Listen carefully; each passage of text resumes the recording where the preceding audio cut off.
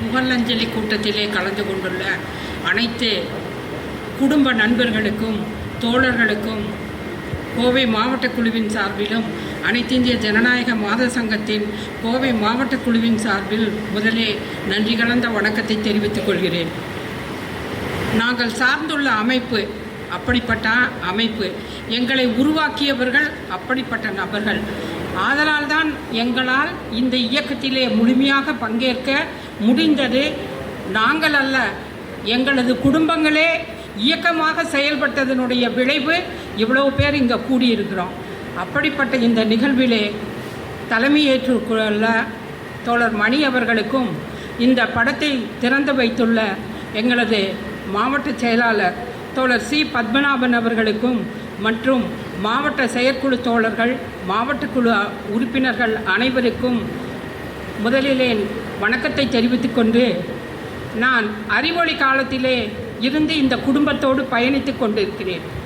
அறிவொளி குடும்பம் என்றால் இவர்களது குடும்பம் தோழர் நெல்சன் பாபுவோடு சேர்ந்து சிங்காநல்லூர் பகுதியிலே கலைக்குழு ஆரம்பித்தார்கள். இந்த கலைக்குழுவிலே ரமணி, பிரேமா, பாலாஜி இவங்களோட குடும்பம் ப்ளஸ் வித்யா எல்லாருமே இந்த கலைக்குழுவில் நடித்தவங்க.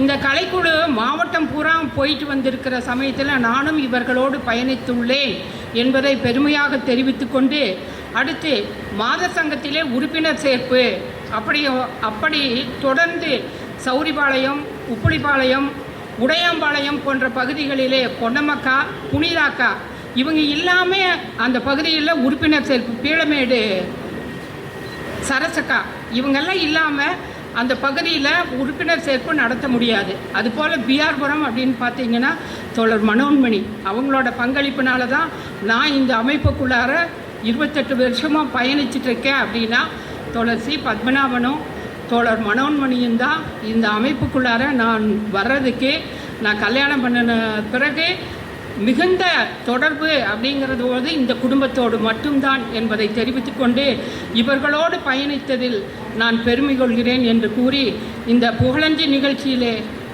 கலந்து கொள்ள வாய்ப்பு கொடுத்த உங்கள் அனைவருக்கும் கோவை மாவட்ட குழுவின் சார்பிலே நன்றியை தெரிவித்துக் கொள்கிறேன். நன்றி, வணக்கம்.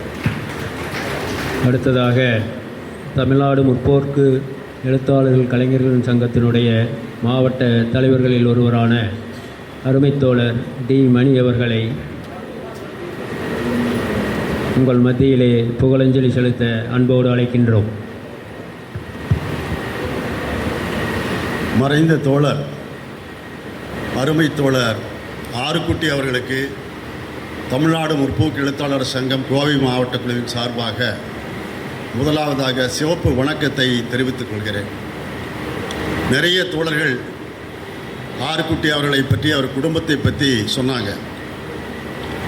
எனக்கும் அப்படிப்பட்ட ஒரு அனுபவம் இருக்குது. 1978ஆம் ஆண்டு நான் தமிழ்நாடு முற்போக்கு எழுத்தாளர் கலைஞர்கள் சங்கத்தில் இணைத்து கொண்டேன். 10 ஆண்டுகளுக்கு பிறகு வாழ்க்கைப்பாடு காரணமாக இந்த பகுதிக்கு நான் வர்றேன். 1988ஆம் ஆண்டு பீளமேடு புதூர் பகுதியில் நான் குடியிருக்கிறேன். எனக்கு அந்த குடி இருப்பதற்கான ஏற்பாடுகளை எல்லாம் செய்தவர்கள் தோழர் ஆறுக்குட்டி குடும்பத்தார் தான். இந்த பீளமேடு பகுதியில் ஒரு தொழிலை நடத்தி கொண்டிருந்தேன். அப்போது நான் இங்கே குடி வந்தேன். 10 ஆண்டுகள் தாம்பியசாவில் இருந்தாலும் 1988ஆம் ஆண்டு பீளமேடு புதூருக்கு வந்த பிறகுதான் இந்த கிளையிலே என்னை நான் இணைத்துக் கொள்கிறேன். கட்சியில் நான் இணைஞ்சதுங்கிறது அதுதான் முதல். எழுத்தாளர் தமிழ்ச்செல்வன் சொல்வார், நமக்கான குடும்பம்னு ஒரு சிறு நூலில் அவர் சொல்வார், பெண்களுக்கு தான் பிறந்த வீடு புகுந்த வீடு இருக்குன்னு சொல்லுவார். பிறந்த வீட்டிலிருந்து புகுந்த வீட்டுக்கு பெண்கள் போகிறாங்க அப்படின்னா நெல் நாற்றை பிடுங்கி இன்னொரு இடத்தில் நடுவது போல என்று சொல்வார். ஆண்களுக்கு அந்த பிரச்சனை இல்லை, ஆண்களுக்கு ஒரே வீடு தான். ஆனால் எனக்கு பிறந்த வீடு என்று சொன்னால் பீளமேடு புதூர் தான். அப்படி தான் இதை பார்க்கிறேன்.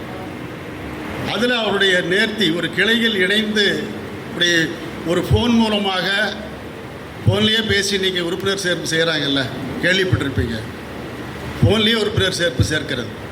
கம்யூனிஸ்ட் கட்சியில் அப்படியான ஒரு ஏற்பாடெல்லாம் இல்லை. முதல்ல ஒருத்தரை உபகுழுவில் போடுவாங்க, ஒரு 6 மாதம் கழித்து அவரை பரிஷாத்து உறுப்பினர் ஆக்குவாங்க. அவர் தகுதியானவர் என்று நம்பினால் அவரை கட்சி உறுப்பினராக மாற்றுவார்கள். இப்படியான ஒரு ப்ராசஸ் இருக்குது. ஒரு ஆண்டு 1.5 வருஷம் பிறகுதான் உறுப்பினர் ஆக முடியும். அப்படித்தான் நான் உறுப்பினர் ஆனேன். என்னை கைப்பிடித்து அழைத்து சென்றவர் அவர். ஏன்னா முதல்ல வரவங்களுக்கு இதெல்லாம் ஒரு பரவசமாக இருக்கும். இந்த நடைமுறை என்னென்னு தெரியாது. ஏதோ நமக்கு தெரிஞ்சதை நம்ம பேசிகிட்டு இருப்போம். இதையெல்லாம் ஒழுங்குபடுத்தக்கூடிய ஒரு வரைபடம் போல செதுக்கக்கூடிய இடம் எது என்று பார்த்தால் அது கிளை, கட்சி கிளை. அதில் அவர் நேர்த்தியாக செயல்பட்டார். நான் வந்தவுடனே அவர்கிட்ட பார்த்த ஒரு வியப்பு என்னன்னா, மக்காஃபோன் மூலமாக தெரு தெருவாக கட்சியினுடைய நிலைப்பாடுகளை விளக்கி சொல்வது. அவருக்கு நான் கவனித்த காலத்தில் அப்போ பார்த்தீங்கன்னா லேசாக திக்குவார், அவர் கொஞ்சம் திக்கி பேசுவார். ஆனால் மக்காஃபோன் எடுத்தாங்கன்னா சரளமான பேச்சு அவருக்கு வரும். எங்கிருந்து அப்படி வருதுன்னு எனக்கு தெரியாது. இந்த பஞ்சு மிட்டாய்க்காரன் போகும்போது பின்னால் குழந்தைகள் போவாங்க பாருங்க, அந்த மாதிரி அவர் மக்காஃபோன் போடும்போது அவர் பின்னாலேயே சென்றவர்களில் நானும் ஒருவன். ஒரு வியப்பாக இருக்கு அவர் பேசுறது. எப்படி இவ்வளவு விஷயங்கள் பேசுகிறார் என்று ஆச்சரியமாக இருக்கு. அடுத்ததாக கட்சி நிதி வசூல்னு சொல்லி வீடு வீடாக அழைச்சிட்டு போவார்.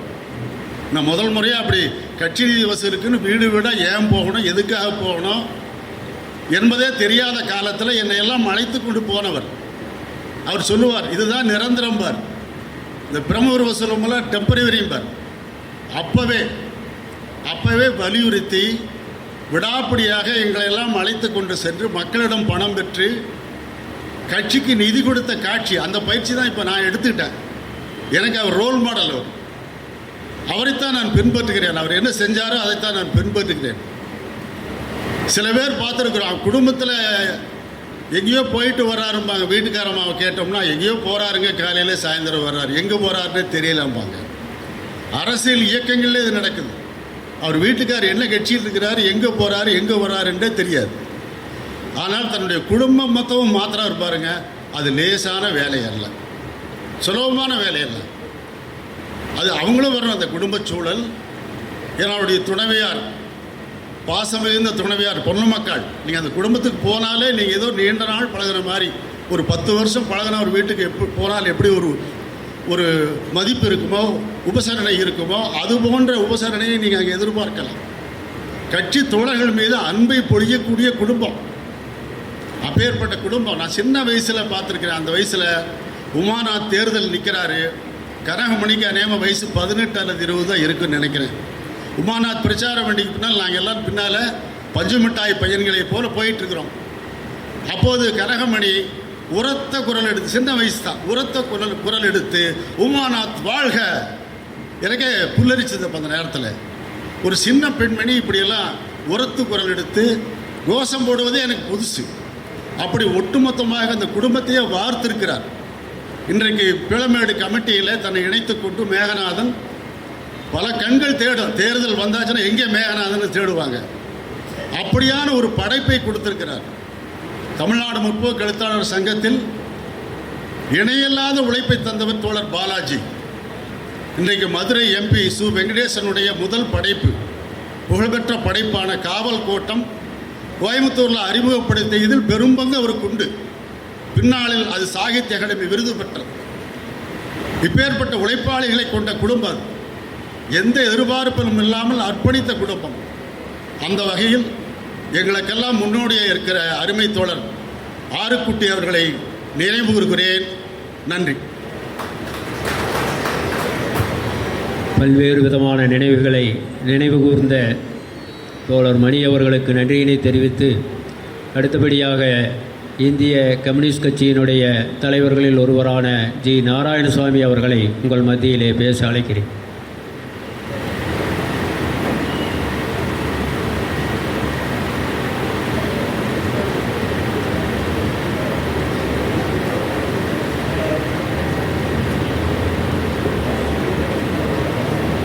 புகழஞ்சலி கூட்டத்தின் தலைவர் மூத்த தோழர் மணி அவர்களே, முன்னிலை தோழர்கள் கா ரத்னசாமி, எஸ் மதன், ஸ்ரீ வரதராஜன்,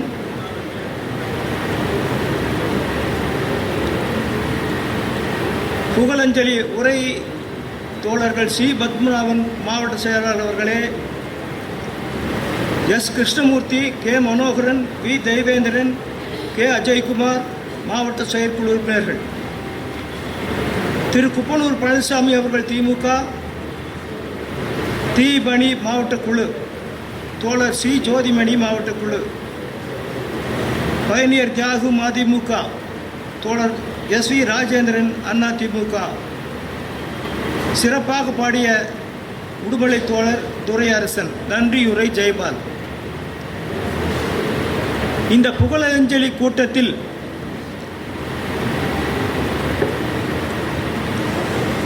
தோழர் ஆர்குட்டி அவர்களை ஒரு 30 ஆண்டு காலம் நான் இதே வார்டில் வேலை செய்வதால் அவருக்கு அறிமுகமானேன். பழக்கம் உண்டு, அன்பான தோழர்.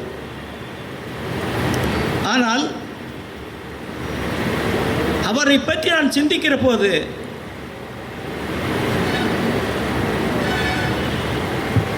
அரசியலுக்கு போனால் என்ன கிடைக்கும்,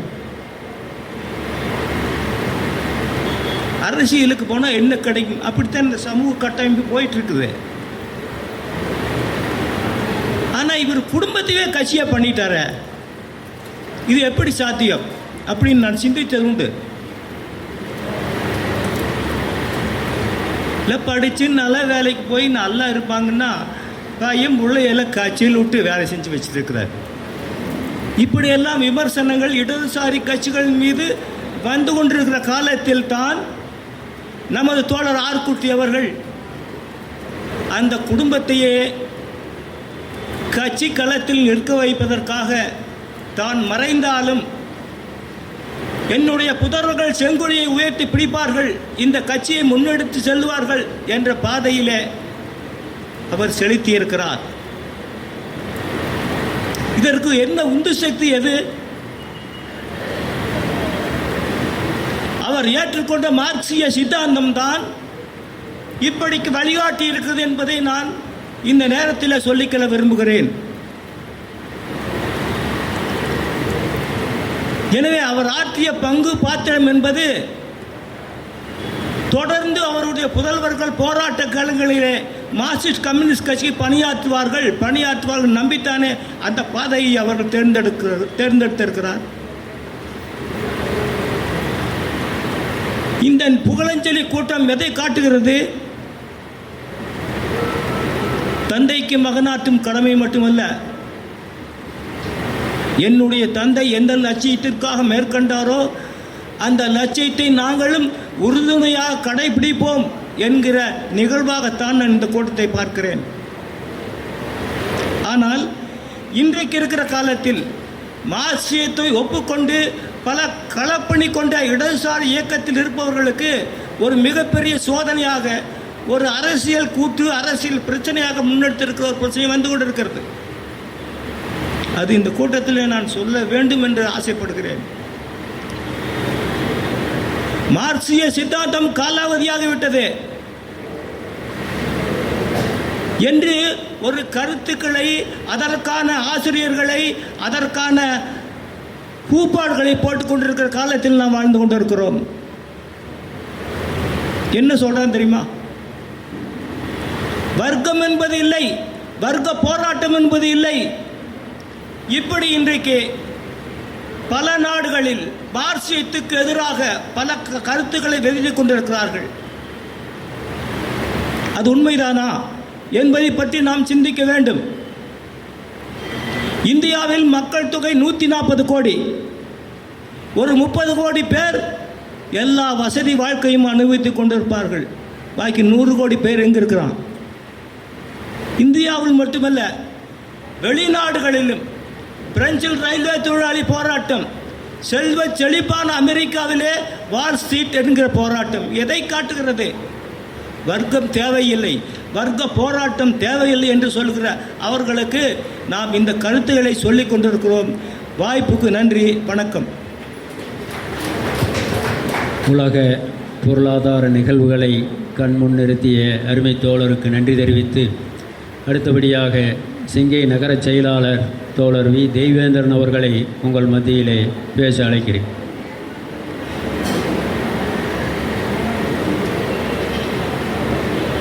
மறைந்த எங்கள் தோழர் ஆறுக்குட்டி அவர்களுடைய படத்திறப்பு புகழஞ்சலிக்கு தலைமையேற்றிருக்கின்ற மரியாதைக்குரிய தோழர் மணி அவர்களே, இந்த நிகழ்ச்சியில் படத்தை திறந்து வைத்து அமர்ந்திருக்கின்ற மாவட்ட செயலாளர் பத்மநாதன் அவர்களே, வருகை தந்திருக்கின்ற தலைவர்களே, இப்போது மாவட்டம் முழுவதும் கிளை மாநாடுகள் நடந்து கொண்டிருக்கின்ற காலம். இன்று கூட ஒரு 12 கிளைகளில் காலை துவங்கி நடந்து கொண்டிருக்கிறது. ஒரு கிளைக்கு போயிட்டு வந்த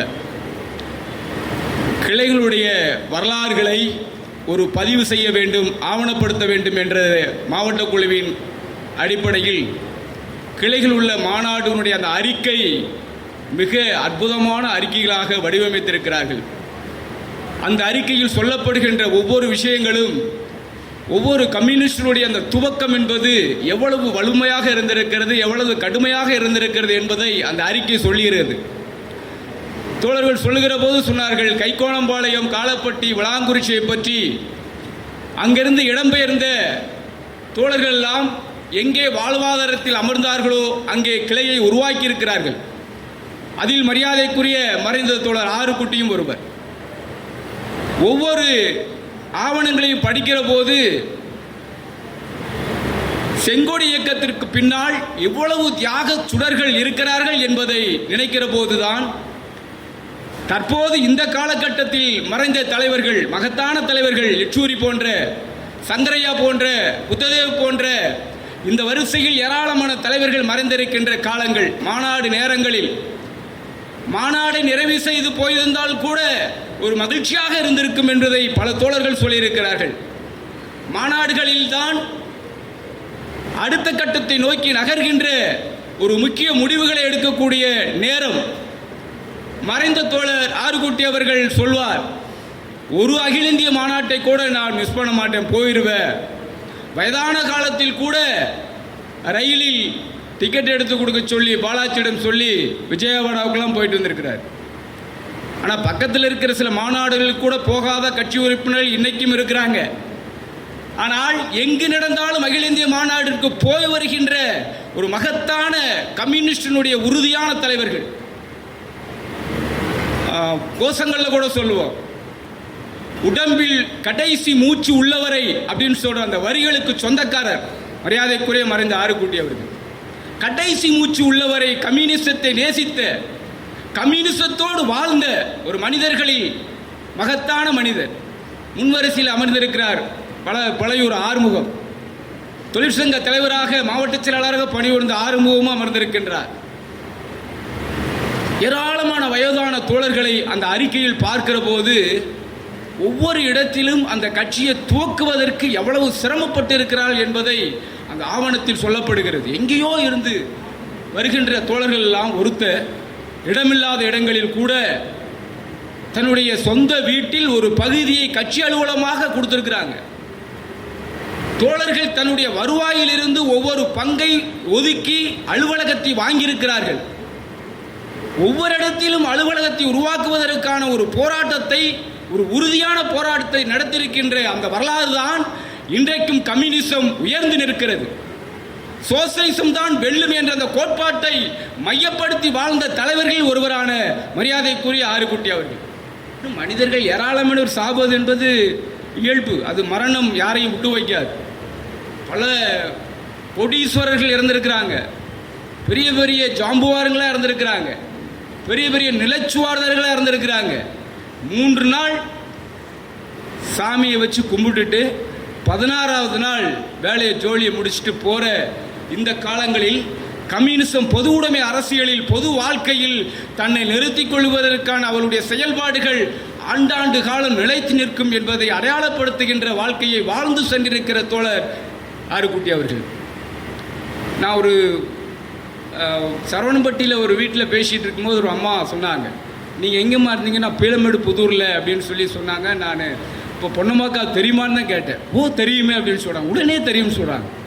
அவ்வளவு ஒரு அறிமுகமான கம்யூனிஸ்ட் குடும்பம் அப்படின்னு சொன்னாவே, பீளமேடு புதூர் அப்படின்னு சொன்னால் பொன்னம்மாக்கா, ஆறுக்குட்டி அப்படின்னு சொன்னாவே அப்படி அடையாளப்படுத்தக்கூடிய ஒரு கட்சி குடும்பம். அவர் ஆறுக்குட்டி போன்ற தலைவர்கள் அந்த குடும்பத்துக்கு மட்டும் தலைவர்கள் அல்ல, ஒட்டுமொத்த கம்யூனிஸ்ட் குடும்பங்களுக்கே தலைவர்களாக வாழ்ந்து வந்தார்கள். எங்கே கம்யூனிஸ்ட் குடும்பங்களில் பிரச்சனை இருந்தாலும் அந்த பிரச்சனைகளில் தலையீடு செய்து அதை சரி செய்கின்ற தலைவர்களாக அந்த குடும்பங்களாக இருக்கிறார்கள் இன்றைக்கும். அது ஒரு முக்கியமான விஷயம். கட்சி குடும்பங்களில் நடக்கக்கூடிய ஒரு இஷ்யூ அப்படின்னு சொன்னால் உடனடியாக அதை சரி செய்வதற்கு, அதை தலையீடு செய்து அதை ஒழுங்குபடுத்துவதற்கான வழிநடத்தலை கற்றுக் கொடுத்த தலைவர்களில் ஒருவராக தான் நாறுகுட்டி போன்ற, பொன்னம்மாள் போன்ற மகத்தான அந்த குடும்ப தலைவர்கள் கம்யூனிஸ்ட் தலைவர்களாக மாறி உலகத்திற்கே வழிகாட்டக்கூடிய வாழ்வியல் நிறைய வரலாற்றுகளை உருவாக்கக்கூடிய இந்த கம்யூனிசம் தான் எதிர்காலத்தை ஒரு சம இந்தியாவை, ஒரு சோசலிச இந்தியாவை உருவாக்கும் சொன்ன நம்பிக்கையோடு வாழ்ந்து நிறைந்திருக்கின்ற மகத்தான எங்களுடைய 6 கோடி தலைவர்களுக்கு என்னுடைய அஞ்சலியை செலுத்தி நிறைவு செய்கிறேன். நன்றி, வணக்கம். கலந்து கொண்ட அனைவருக்கும் ஒரு அன்பான வேண்டுகோள். மதிய உணவு ஏற்பாடு செய்யப்பட்டிருக்கிறது. இறுதி வரை இருந்து அனைவரும் உணவருந்தி செல்லும்படி குடும்பத்தார் சார்பாக அன்போடு கேட்டுக்கொள்கிறோம். அடுத்தபடியாக திராவிட முன்னேற்றக் கழகத்தினுடைய மூத்த முன்னோடிகளில் ஒருவர், பகுதியிலே இருக்கக்கூடிய அருமை சகோதரர் குப்பனூர் பழனிசாமி அவர்கள் உங்கள் மத்தியிலே புகழஞ்சி செலுத்தவிருக்கிறார்கள். மறைந்துவிட்ட மாபெரும் ஒரு பொது உடைமை வீரரை இன்றைக்கு நினைவு கூர்ந்து நாம் படத்திறப்பு விழா நடத்தி அஞ்சலி செலுத்தி இருக்கிறோம். வாழ்வில் எவ்வளவோ பேர் அரசியலில் வருவார்கள், போவார்கள், அல்லது கருத்து பரிமாறுவார்கள். ஆனால் தோழர் ஆறுக்குட்டி அவர்கள் தன்னுடைய கருத்தில் ஒரு ஸ்திரமான, யாரும் அசைக்க முடியாத ஒரு இடத்திலே இருந்து கட்சி பணியாற்றியவர். ஒரு 35 ஆண்டு காலம் நான் இவரோடு பணியாற்றி இருக்கிறேன். அதற்கு முன்னாலேயே உறவின் முறையாக நான் இவரோடு பேசியிருப்பேன். ஆனால் அதிகமாக பேச மாட்டார். என்ன மாப்பிள்ளை, அதோடு சரி. இயக்கத்திற்கு வந்ததற்கு பிறகு திராவிட முன்னேற்றக் கழகம் மார்க்சிஸ்ட் கம்யூனிஸ்ட் கட்சியோடு கூட்டணி வைத்து கொண்டது என்பதற்கு பிறகு எனக்கு அவர் அறிமுகமாகி, அந்த அறிமுகத்தின் பயனாக அவர் பணியாற்றுகிற போது அவரை நான் ஒரு மார்க்சிஸ்ட் கம்யூனிஸ்ட் கட்சி தோழராக பார்க்கவில்லை. திராவிட முன்னேற்றக் கழகத்தின் ஒரு முக்கிய பொறுப்பிலே இருக்கிற ஒருவராக பார்த்தேன். அந்த அளவிற்கு உணவுபூர்வமாக தன்னோடு இணைந்த ஒரு கூட்டணி கட்சிக்கு தன்னுடைய உணர்வுகளை எப்படி பகிர்ந்தளிக்க வேண்டும் என்பதை தோழர் ஆறுக்குட்டி அவர்களிடத்திலே தான் நாம் கற்றுக்கொள்ள வேண்டும். எந்த சூழ்நிலையிலேயும், எவ்வளவு கஷ்ட காலங்களிலேயும் அடிபெறலாமல் உங்களோடு நான் பணியாற்றுவேன் என்கிற ஒரு நல்ல முடிவோடு எங்களுக்கு உறுதுணையாக இருந்தவர். எந்த காலத்திலும் அவர் சோடை போனது கிடையாது. அவர் கூட்டணி வைத்ததற்கு பிறகு நடந்த எல்லா தேர்தல்களையும் நாங்கள் வெற்றி பெற்றிருக்கிறோம் என்பதை நான் சந்தர்ப்பத்தில் சொல்லிக்கொள்ள விரும்புகிறேன். என்னை பொறுத்தவரையில் பொது உடைமை தத்துவத்திற்கு நான் எப்பொழுதோ போயிருக்க வேண்டும். எனக்கு ஒரு 16-17 வயதில் தொண்டாமுத்தூர் உயர்நிலைப் பள்ளியில் படித்துக் கொண்டிருந்த நேரத்தில் அன்றைக்கு தோழர் எல் அப்பு என்கிற ஒரு கம்யூனிஸ்ட்வாதி, மிக தீவிரமான கம்யூனிஸ்ட்வாதி, மாதம்பட்டி என்கிற ஊரில் ஒரு ஜமீன்தார் இருந்தார். அந்த ஜமீனை எதிர்த்து மிகப்பெரிய போராட்டத்தை நடத்தியவர் தோழர் எல் அப்பு. அவர் அன்றைக்கு ஜனசக்தி பேப்பர் 4 அதை வாங்கி கொண்டு வந்து என் வீட்டிலே கொண்டு வந்து என் இடத்திலே கொடுத்து படிக்க சொல்லுவார். நீ மட்டும் படித்தால் பத்தாது, உங்கள் வீட்டு வெளித்திண்ணையிலே உட்கார்ந்து சத்தம் போட்டு படி என்று சொல்லுவார். அந்த அளவிற்கு கம்யூனிஸ்ட் கட்சியினுடைய ஒரு தத்துவத்தை எனக்கு போதித்த, ஒரு பொது உடைமை தத்துவத்தை போதித்த, பொது வாழ்க்கைக்கு வர வேண்டும் என்கிற உணர்வை எனக்கு ஊட்டிய ஒரு இயக்கம்தான் கம்யூனிஸ்ட் கட்சி. நான் அந்த அளவுக்கு பெருமையோடு இன்றைக்கும் நினைத்து பார்க்கிறேன்.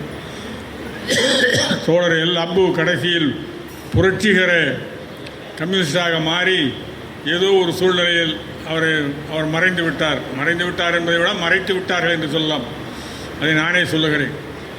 அந்த அளவிற்கு எல் அப்பு அவர்கள் இந்த கட்சியை எப்படி வளர்த்தார் என்பதை நான் அறிவேன். தோழர் பாலகிருஷ்ணன் அவர்கள் 1962 என்று கருதுகிறேன்,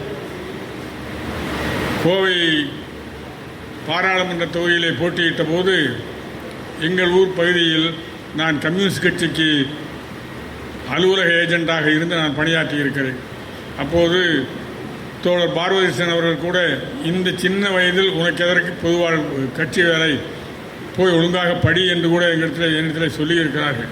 அந்த அளவிற்கு எனக்கு பொது உடைமையிலே ஒரு ஈர்ப்பு இருந்தது. அதே மாதிரி ஆறுக்குட்டி அவர்களோடு நான் பழகிய நேரத்தில் பொது வாழ்க்கையில் எப்படி இருக்க வேண்டும் என்கிற ஒரு வரைபடம் எனக்கு கிடைத்தது. அவரை விட அவருடைய துணைவியார் என்னுடைய அக்கா பொன்னம்மாள் அவர்களோடு நான் ஒரு 20-22 நாட்கள் வட மாநிலங்களிலே சுற்றுப்பயணம் போவதற்கு ஒரு வாய்ப்பு கிடைத்தது. அவரோடு சேர்ந்த தோழியர்கள் அனைவரும் ஒரு 10-20 பேர் இருக்கும், அவர்களும் வந்திருந்தார்கள். என்னுடைய அக்கா எல்லா ஊர்களிலேயும் இன்றைக்கு சொல்லுகிற அரித்துவார் பரித்துவார் என்று என்னென்னோ சொல்லுகிறார்கள் அல்லவா, அத்தனை ஊர்களிலும் நாங்கள் போயிருக்கிறோம். அத்தனை ஊர்களிலேயும் அத்தனை பெண்களையும் ஒரு கட்டுப்பாட்டுக்குள் நிறுத்தி அந்த சுற்றுலாவை பெருமையோடு செய்து காட்டியவர் என்னுடைய அக்கா பொன்னம்மாள் அவர்கள் மறைந்தபோதே ஆறுக்குட்டி அவர்கள் ஒரு இழப்பை சந்தித்து விட்டார்கள், திடகாத்திரமாக இருக்க வேண்டும் என்று நான் வேண்டிக் கொண்டேன். பகுத்தறிவாதியாக இருந்தாலும் ஆறுக்குட்டி இப்படி இருக்க வேண்டும் என்று நான் வேண்டிக் கொண்டேன். காரணம், பொன்னம்மாள் இருக்கிற வரைக்கும் ஆறுக்குட்டி அவர்களுடைய சப்தம் பெரிதாக இருந்தது. எதையும் அழுத்தம் திருத்தமாக சொல்லுவார், எப்படியும் இப்படித்தான் இருக்க வேண்டும் என்று வாதாடுவார். அப்படிப்பட்ட ஆறுக்குட்டி என்னுடைய தமக்கையார் இறந்ததற்கு பிறகு அவருடைய சொல்லாடல் குறைந்து விட்டது, வேகம் குறைந்து விட்டது, அவருடைய கருத்துக்கள் தடுமாற ஆரம்பித்து விட்டன. அப்போதே நான் சொன்னேன், இதுதான் ஒரு மனிதனுக்கு மனைவி இல்லை என்றால் அவன் எப்படி இருப்பான் என்பதற்கு ஒரு உதாரணமாக இருக்கிறது என்று என்னுடைய நண்பரிடத்தில் சொன்னேன். அப்படிப்பட்ட ஆறுக்குட்டி கோபத்திலேயும் அவர் நம்ம எல்லாம் மிஞ்சியவர். ஒரு தடவை இந்த பாரதிய ஜனதா கட்சி தோழர்கள் எல்லா கட்சி அலுவலகங்களையும் அடித்து நொறுக்கிவிட்டு எந்த சின்னமும் இருக்கக்கூடாது என்று ரவுடித்தனமாக நடந்து கொண்டிருந்த போது பீளமேடு புதூரில் எங்கள் கட்சியின் சார்பாக வைக்கப்பட்டிருந்த ஒரு கல்வெட்டில் உதயசூரியன் ஒரு சின்னமாக வைக்கப்பட்டிருந்தது. அந்த உதயசூரியனை ஒடிக்க வேண்டும் என்று சொல்லி கோயம்புத்தூரில் இருந்து ஆட்களை வரவழைத்து அதை உடைத்தார்கள். அப்போது 11 மணி இருக்கும். நான் அப்போது தான் ஏதோ ஒரு நிகழ்ச்சிக்கு போய்விட்டு வந்து கொண்டிருந்தேன். பார்த்தால் அண்ணன் ஆறுக்குட்டி அவர்கள் பெரிய தடி வைத்து ஊண்டி கொண்டு நிற்கிறார்கள். என்ன வச்சா இப்படி நிற்கிறீங்கன்னா, உதயசூரியன் உடைக்க வந்துட்டான், இவங்களெல்லாம் சும்மா விடலாமாப்ல அப்படின்னு சொல்லி அவர்கள் துரத்துகிறார். நான் கூட இரவு நேரத்தில் எதற்கு வேண்டாம் வாருங்கள் என்று நானே சொன்னேன். உடைக்கிறானே வாங்க, நம்ம வேற வச்சுக்கலாம், அப்படியெல்லாம் விடக்கூடாது அப்படின்னு சொல்லி நைட்டில் 11 மணிக்கு அடித்து துரத்துனாங்க. இன்றைக்கி கூட ஒரு ஆட்டோ டிரைவர் இன்னும் உயிரோடு இருக்கான்னு நினைக்கிறேன். அவங்கெல்லாம் அடி வாங்கி இனிமேல் இந்த பக்கமே வரமாட்டேன்னு சொல்லிட்டு போகக்கூடிய அளவுக்கு அண்ணன் ஆறுக்குட்டி அவர்கள் அன்றைக்கு செயல்பட்டார்கள். கோபத்திலேயும் அவர்கள் முதல் மனிதராக இருந்தார், பணியாற்றுவதிலேயும் முதல் மனிதராக இருந்தார், அறிவுரை கூறுவதிலேயும் முதல் மனிதராக இருந்தார், பாசத்திலேயும் அவர் முதல் மனிதராக இருந்தார் என்பதை எல்லோரும் அறிகிறோம். அவருடைய மறைவிற்கு அனுதாபம் தெரிவித்து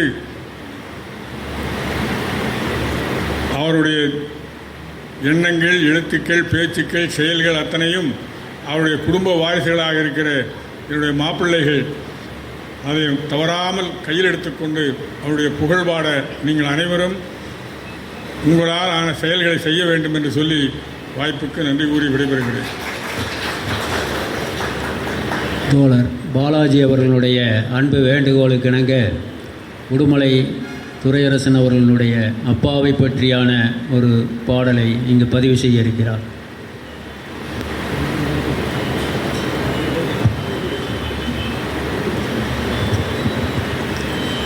தோழர்களே,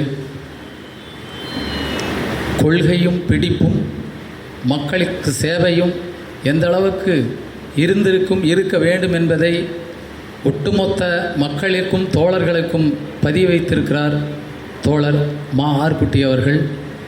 தோழராகவும் தலைவராகவும் இருந்திருக்கிறார். அப்பாவாகவும் எப்படி இருந்திருப்பார் என்பதை பற்றி பொதுவான அப்பாக்கள் நம்மளுடைய முற்போக்கு இயக்கங்களில் அம்மா வேறு அப்பா வேறு என்று பார்ப்பதே இல்லை. இருவரும் சரிசமமாகத்தான் வைத்து பார்ப்பது. அப்போது அப்பாவை பற்றியான, அப்பாவினுடைய தியாகங்களை பற்றியான ஒரு பாடல்.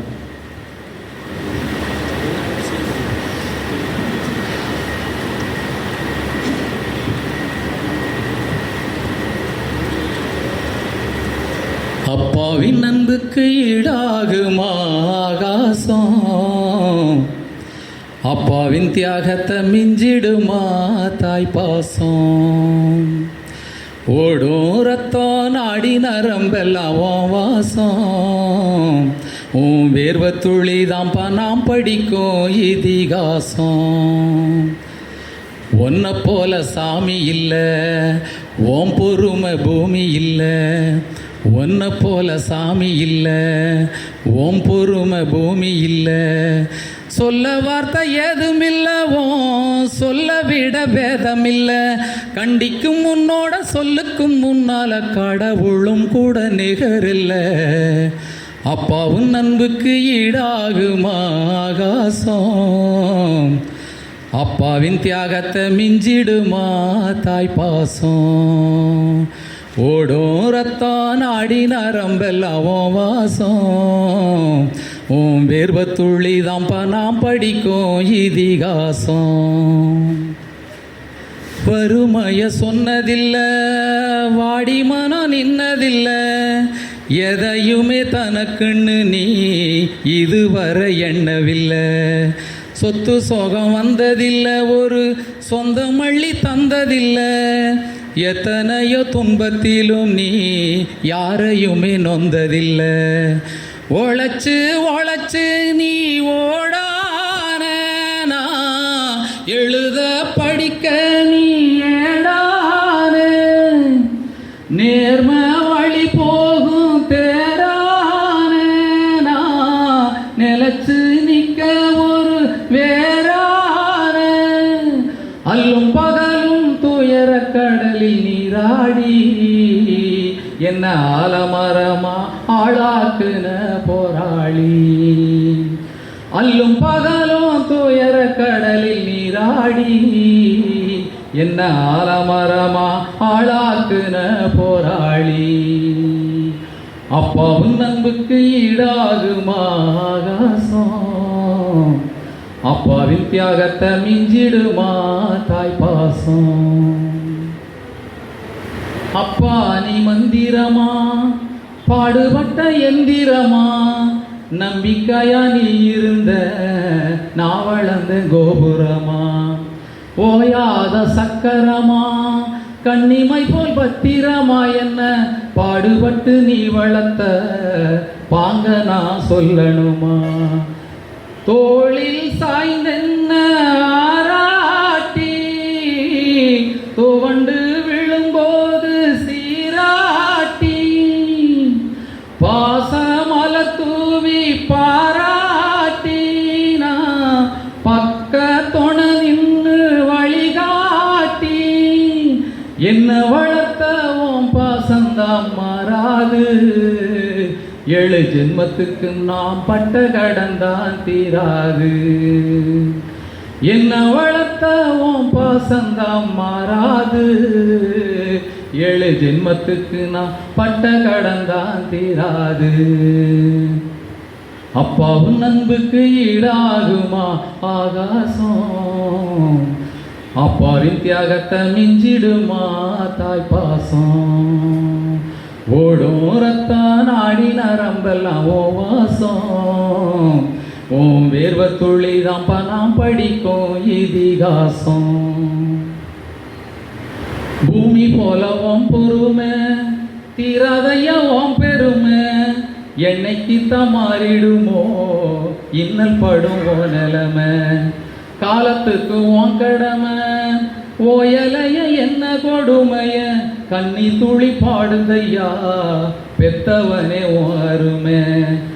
எதையும் எதிர்பார்க்கா தியாகம் நீ, எந்தன் வேர் தேடும் மேகோனி. மூச்சில் கலந்தாடும் சொந்தானி, முடிவே இல்லாத பந்தானி. நீ இல்லாமத்தாகிருப்பேன் சேதாரம், நீதாம் பாய வாழ்க்கையோட ஆதாரம், நீ இல்லாமத்தாகி இருப்பேன் சேதாரம். அட நீதாம் பாய வாழ்க்கையோட ஆதாரம். அப்பா உன் அன்புக்கு ஈடாகுமா ஆகாசம், அப்பாவின் தியாகத்தை மிஞ்சிடுமா தாய் பாசம்.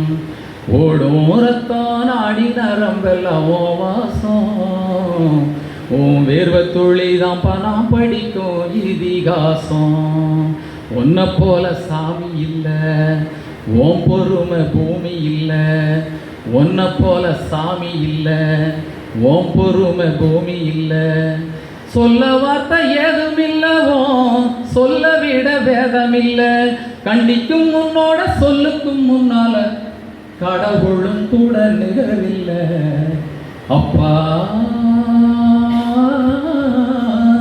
அப்பா உன் அன்புக்கு ஈடாகுமா ஆகாசம், அப்பாவின் தியாகத்தை மிஞ்சிடுமா தாய் பாசம்.